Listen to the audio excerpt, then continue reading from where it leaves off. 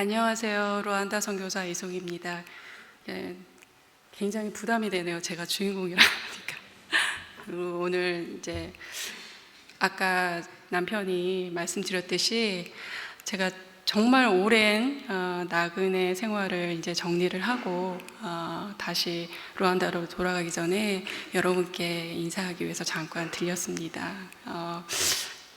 여러분도 아시겠지만 제 아들이 경계성 자폐를 가지고 있습니다. 예, 그래서 2019년도인가요?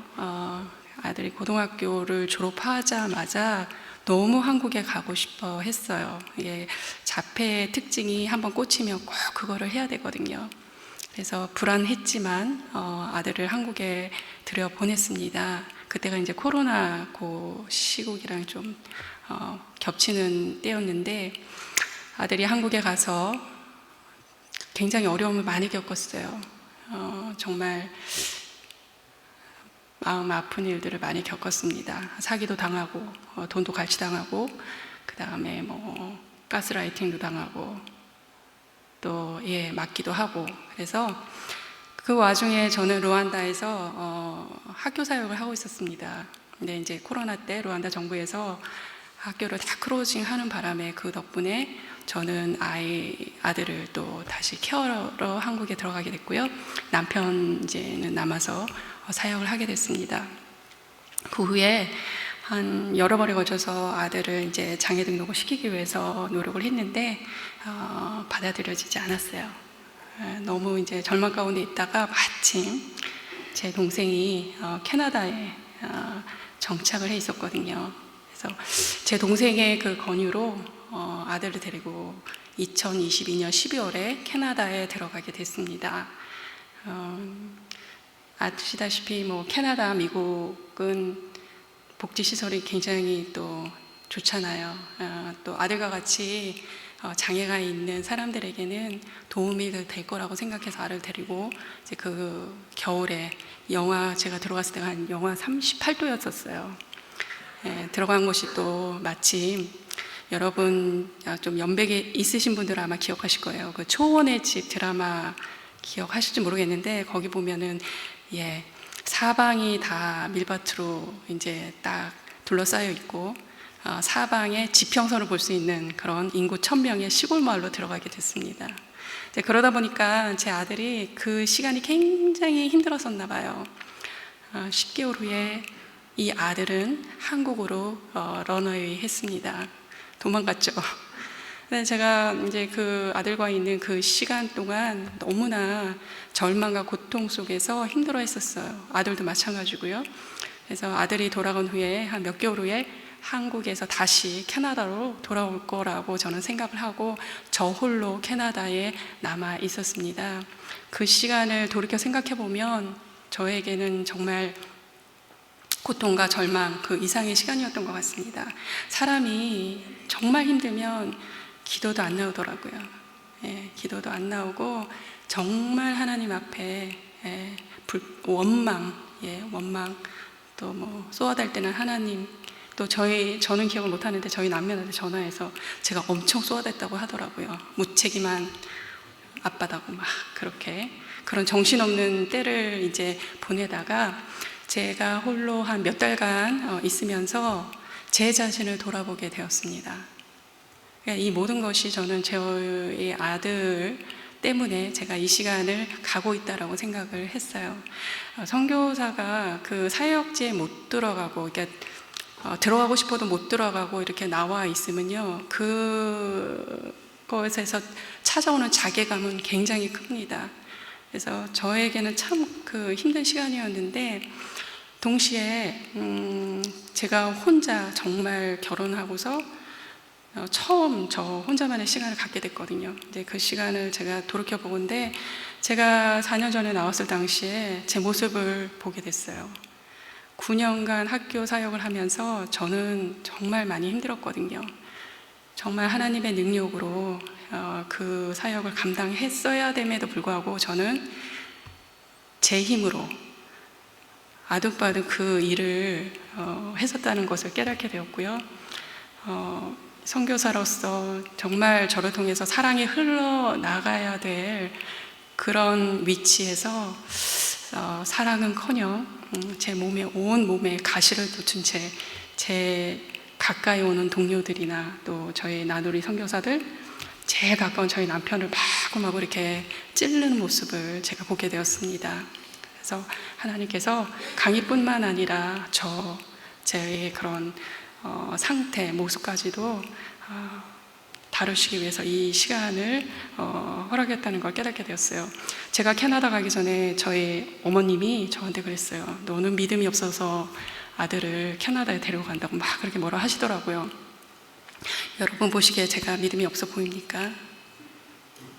왜 믿음이 없겠습니까, 제가? 그래도 선교사님은 짬밥이 30년인데 여러분도 마찬가지로 믿음이 없으시면 이 자리에 나와서 예배 같이 못 드리죠. 근데 제가 깨달은 것은 믿음은 있으되 제 안에 온전한 믿음이 없었어요. 그래서 늘 불안과 또 두려움이 제 안에 가득했다는 걸 깨닫게 되었습니다. 제가 정말 어떤 손도 쓸 수 없는 상황까지 가서야 저는 하나님 앞에 두 손 두 발 다 들고 하나님 앞에 엎드리게 되었습니다. 온전한 믿음을 가질 수밖에 없는 상황으로 하나님께서 인도를 해주셔서요. 그때 이제 그러자 제 마음에 정말 주님께서 주시는 그 평강이 제 마음 가운데 찾아왔습니다. 사실 환경이 변한 거는 1도 없습니다. 지금도 강의는 한국에서 고군분투하고 있고요. 좀 위험한 그런 시간을 보내고 있는 거 저도 알고 있습니다. 근데 제가 그 환경을 바라보는 시선이 바뀌게 되었어요. 정말 하나님의 은혜가 아닐 수 없습니다. 저는 가끔 이런 이제 상상을 해봐요. 왜 한밤중에 베드로와 그 제자들이 갈릴리 호수에 이제 바다에 딱 그 배에 이제 있는데 밤중에 예수님이 이제 걸어오시는 모습을 보면서 베드로가 예수님인 걸 이제 알고서 본인도 물 위를 걷기를 원하잖아요. 그때 예수님께서 이제 허락을 하시고 물 위를 걷다가 파도가 일으키자 이제 물에 빠집니다. 물에 빠졌을 때 하나님께서 건져주시죠.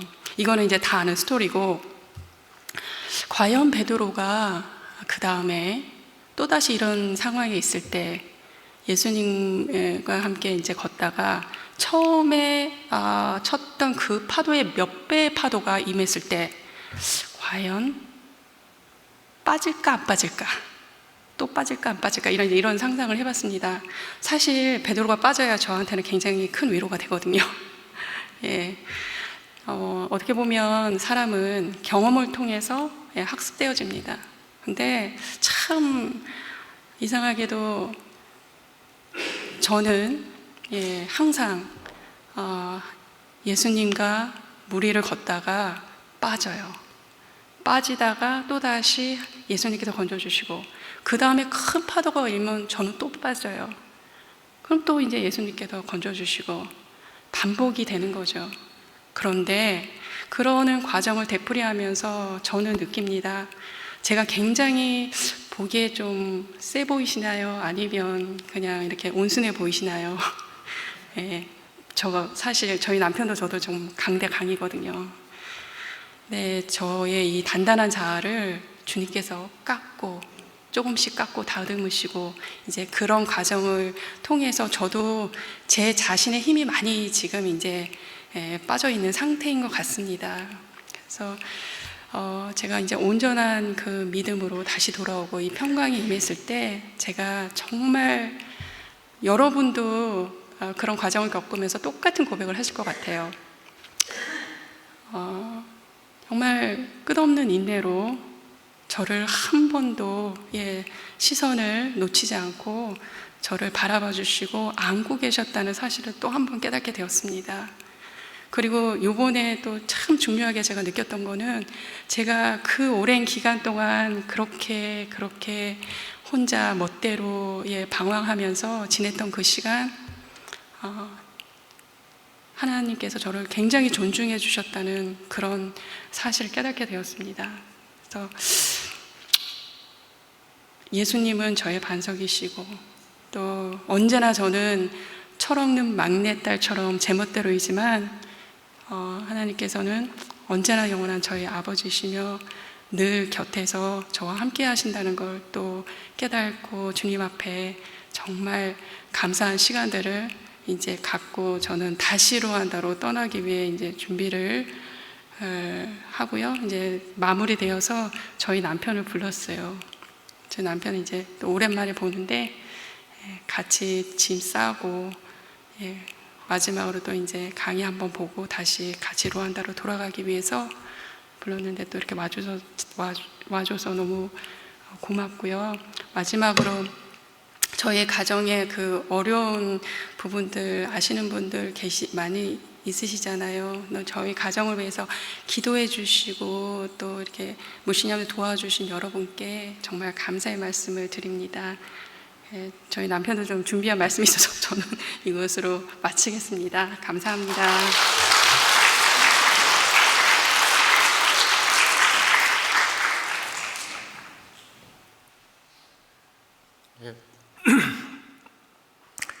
저희 부부는 94년 콩고의 난민촌에서 만났습니다. 저는 기아대책기구 파견 간사였고 제천 자원봉사자였어요. 그러니까 원래 94년에 만나서 이제 95년 결혼하고 다시 돌아가서 원래 8월 31일이 딱 30년 됐습니다. 제가 아직까지는 나이가 어린 축인데 홍정로님 한 비하면 되게 반갑습니다. 그래서 저희가 만난 시간이 아프리카에서 대부분의 시간을 살아왔습니다. 근데 제 처를 만나서 결혼을 약속하기까지 걸린 시간은 2주였어요. 제가 2주를 보고 저도 왜 그랬는지 모르겠어요. 호르몬이 과다 분비되지 않았나 이렇게. 그래서 보아하니 저하고 같은 길을 가는 것 같은데 평생 같이 가는 건 어떻겠냐고 이제 그렇게 물어봤더니만 프로포즈 하는 거냐고 되묻더라고요. 그래서 편하신 대로 생각하시라고.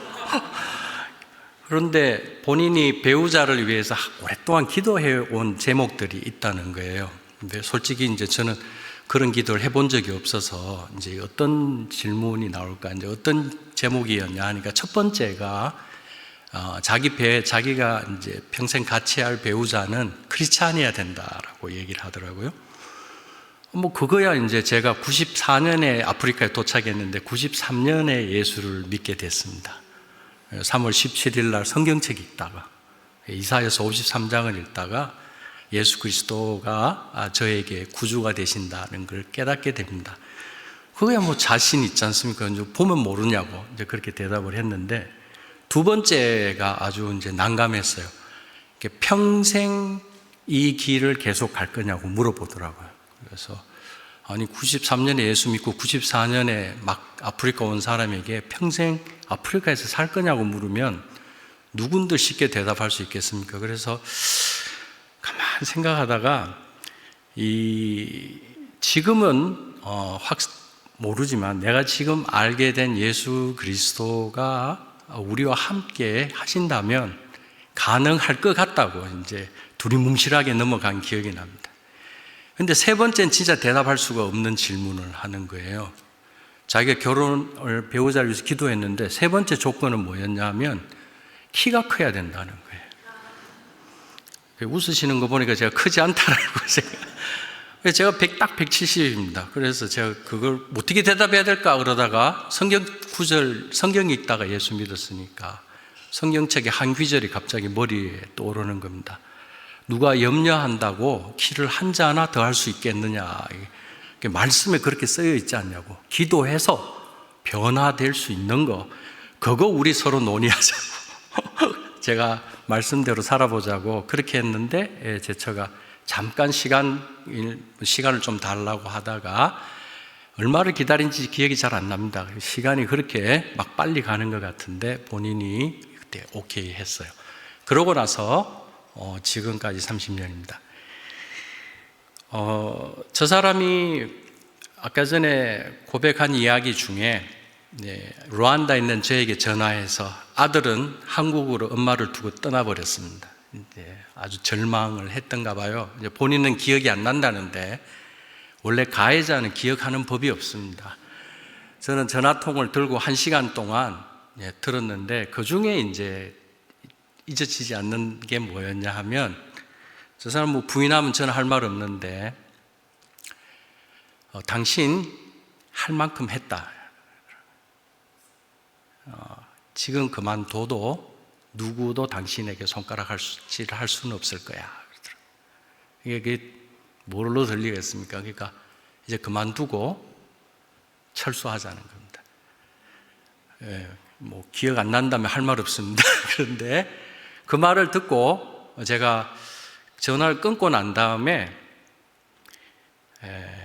굉장히 한동안 작년 말인데 한동안 슬럼프에서 벗어나오질 못하는 거예요. 당신 할 만큼 했다. 30년입니다. 누구도 당신에게 손가락질 할 수는 없을 거야. 그런데 그게 왜 그렇게 제 마음에 오랫동안 남아있었는가를 생각해 보니까 결국은 저도 지쳐 있었던 것 같아요. 30년이면 할 만큼 했다라고 하는데 그 말에 제가 안도한 건지 아니면 제 스스로 실망한 건지 아내에 대해서 아내의 말이 옳다고 생각한 건지 모르겠습니다. 그래서 그 시간을 극복해서 나오는 데까지 제법 많은 시간이 걸렸던 것 같고 그리고 나서 오늘 이 자리까지 오게 된 건 불과 한 2달 전에 제 처가 전화가 와서 다시 루안다로 돌아갈게 그러더라고요. 그러고 나서 제가 위장장애가 없어졌습니다. 먹으면 얹히고 그게 저도 모르게 굉장히 눌렸던 것 같아요. 그래서 오늘 기쁜 마음으로 이곳에 올 수 있게 된 거 너무 감사드리고 하나님께 먼저 감사드리고 제 처의 마음을 만져주셨던 하나님께 영광을 돌려야 되지 않나 이렇게 생각합니다. 제가 선교 보고 시작하기 전에 또 제가 감사드리고 싶은 것은 성강교회에 와서 다른 교회를 가면 선교사가 어떤 존재인가 한 번씩 질문해 볼 때가 있습니다. 청년부 모임에 많이 가죠. 그래서 선교사는 어떤 사람으로 보여 그러니까 서울의 모 교회 청년부의 한 명이 가끔 한 번씩 나타나서 부담스러운 이야기만 쏟아놓고 돌아간다는 거예요. 가만 듣고 보니까 일리가 있는 말이더라고요. 그런데 성광교회 오면 부담스러운 건 접니다. 선교 똑바로 안 하면 큰일 날 것 같은 분위기로 이야기하시는 분들은 성광교회에 계신 것 같아요. 많은 격려받고 제가 2번째 제 파송해 주셨던 교회가 개척교회였는데 제가 우간다에서 임기를 마치고 돌아오니까 그 개척교회가 문을 닫았어요. 그래서 파송교회도 없어지고 제가 다시 돌아갈 수 있는 어떤 기반이 없었던 상황입니다. 이제 그때 임 목사님을 만나게 되었고 임 목사님께서 흔쾌히 파송을 결정해 주셔서 그 실망하고 낙담해 있던 시간을 견디고 2010년 다시 루안다로 돌아가게 된 거거든요. 그게 제가 아마 두 번째 저한테 닥쳤던 힘들었던 시간이었던 것 같습니다. 그래서 이렇게 저렇게 해도 성광교회의 여러 성도님들 그리고 목사님 만날 때마다 선교에 대한 사명을 잘 감당할 수 있도록 격려해 주신 거 여러분 스스로 생각하는 것 이상으로 굉장히 의미 있는 일들입니다. 하나님 보시기에 결코 작지 않은 일을 감당하고 계신다는 거 자부심 가지셔도 될 것 같아요.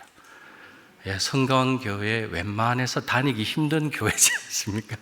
근데 그걸 기쁨으로 감당하시는 거 너무나 저가 또 그 교회 파송 선교사라는 거 굉장한 자부심을 갖고 살아갑니다. 그래서 제처와 함께 루안다로 돌아갈 수 있게 된 거 작년 말만 해도 제가 진짜 여기까지인가 싶었던 사람들입니다. 힘을 내고 다시 돌아갈 수 있게 된 거 다시 한번 감사드립니다.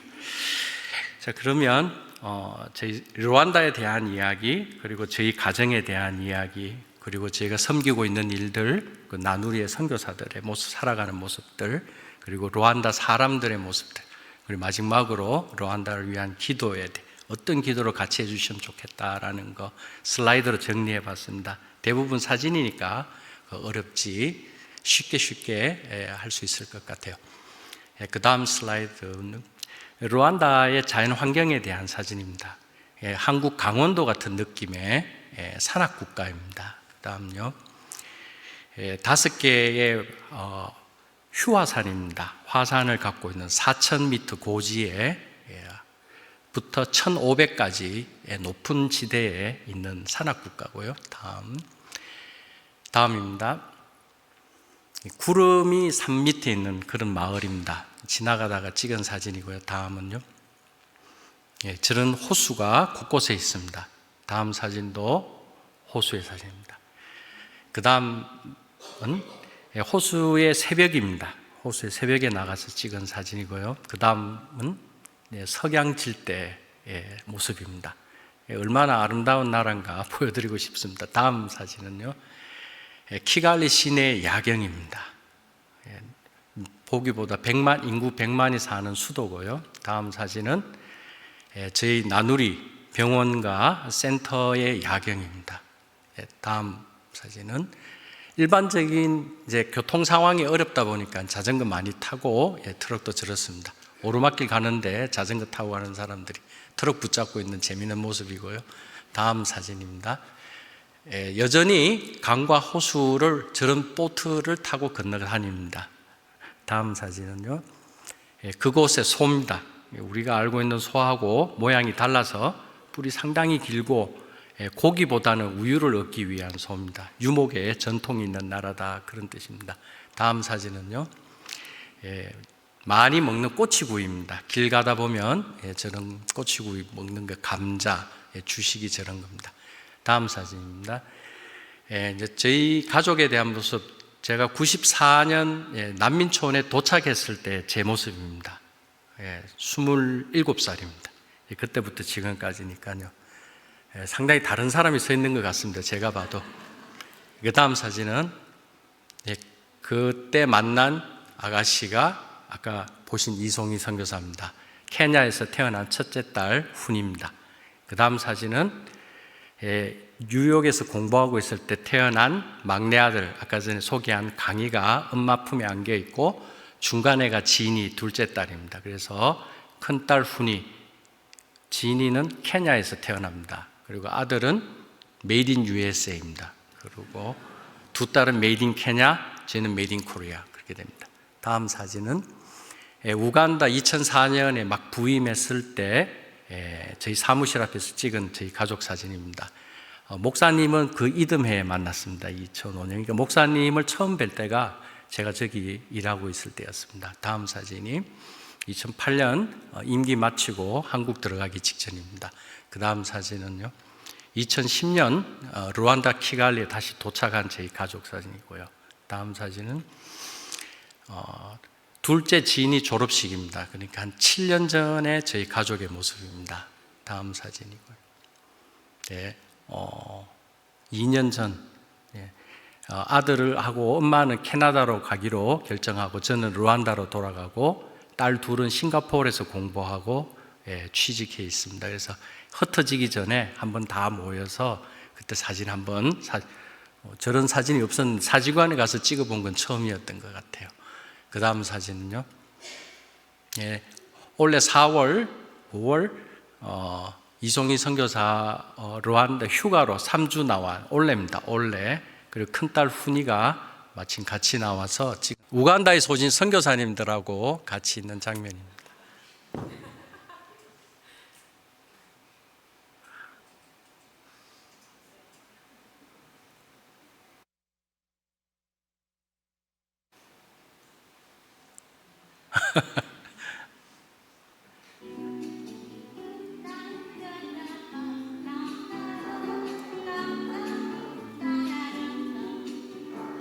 처음부터 한번 틀어봐 주시죠. 저까지만 할게요.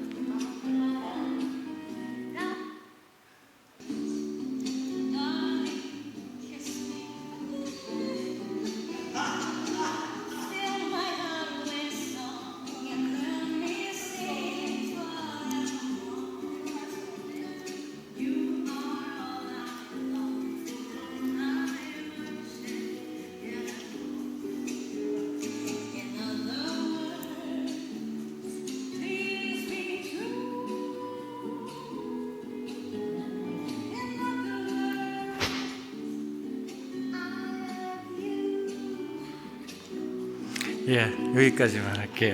예, 둘째는 엔터테이너의 기질이 있어서 재즈도 좋아하고 그렇습니다.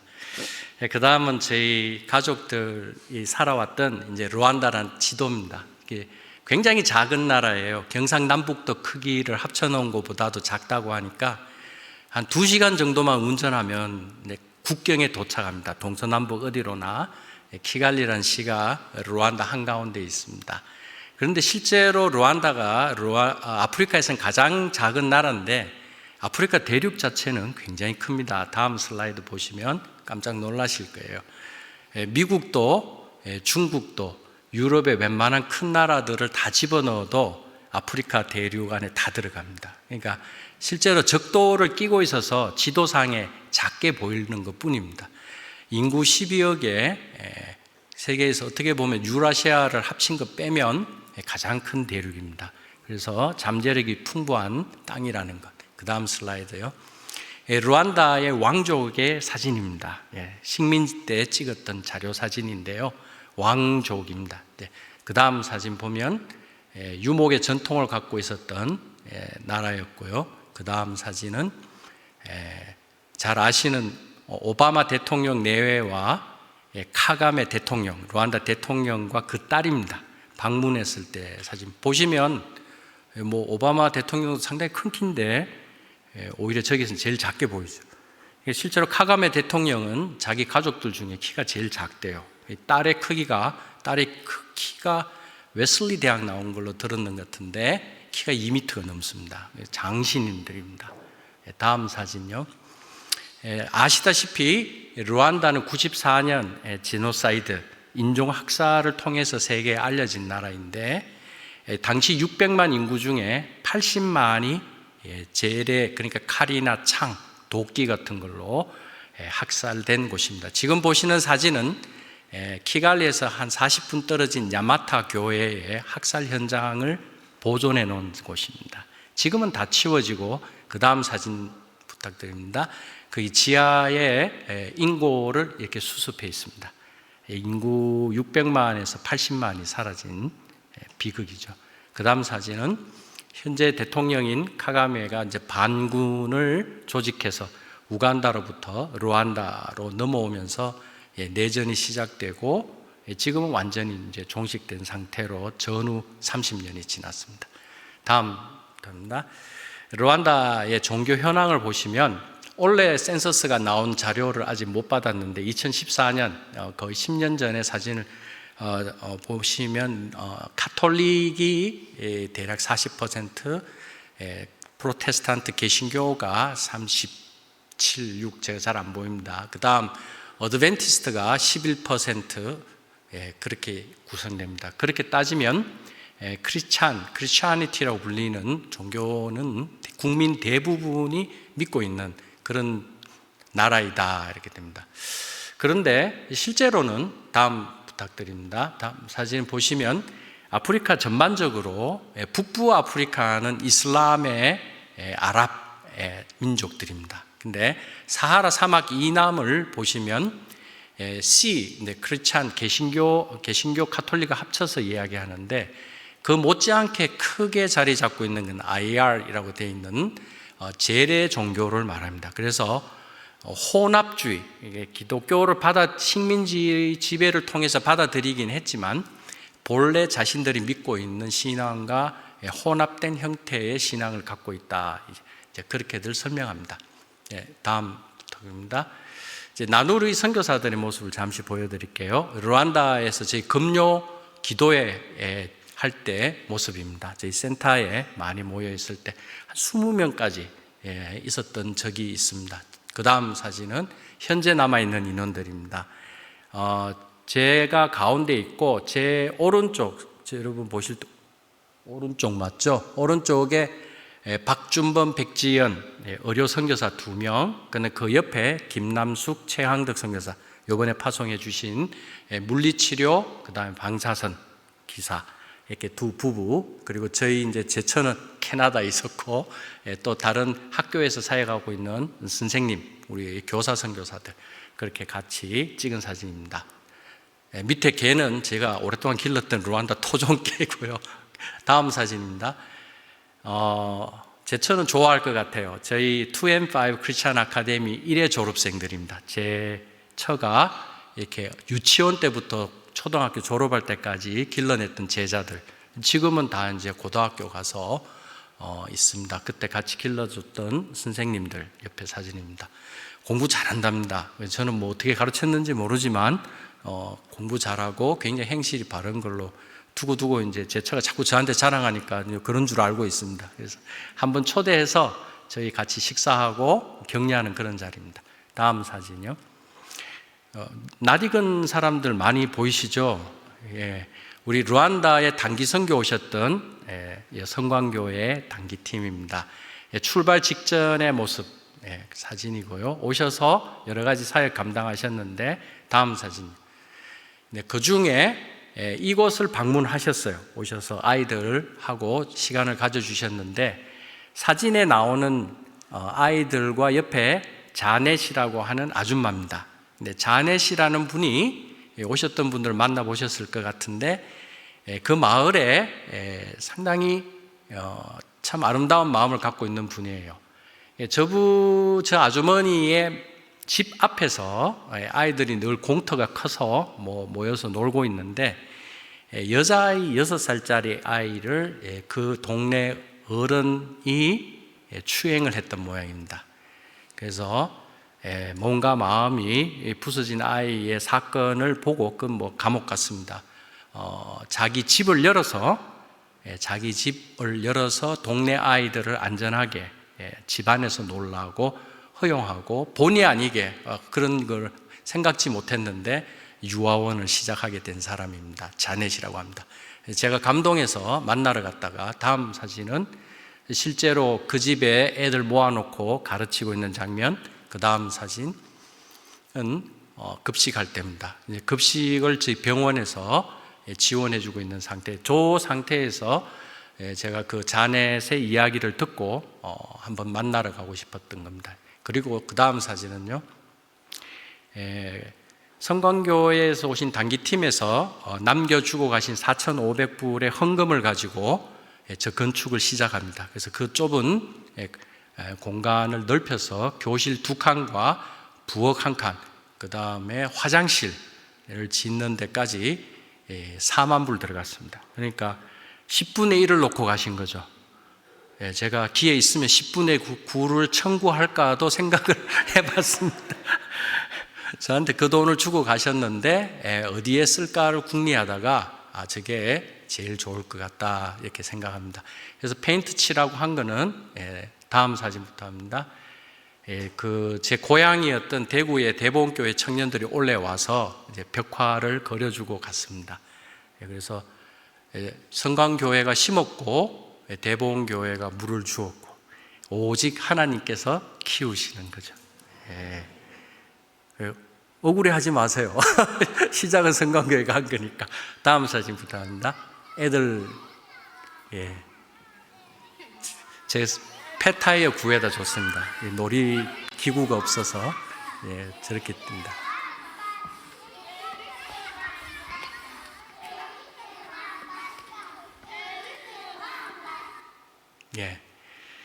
그 외에도 나누리 선교사들이 감당하고 있는 여러 사역이 있지만 우리 성광교회 관련이 되어 있고 직접적으로 저 아이들 모습이 저희 마음을 제일 밝게 해주는 사진인 것 같아서 저 아이들 티 없이 그리고 또 어른들에게 몹쓸 일 당하지 않고 하나님이 주신 잠재력을 충분히 발휘할 수 있도록 성장시키는 것, 선교의 큰 하나의 좋은 전례가 될 것 같다라고 해서 추가로 더 많은 지원을 할 수 있도록 하려고 합니다. 그리고 다음 슬라이드 마지막입니다. 저희 같이 루안다에서 꼭 기도해 주셨으면 싶은 게 있습니다.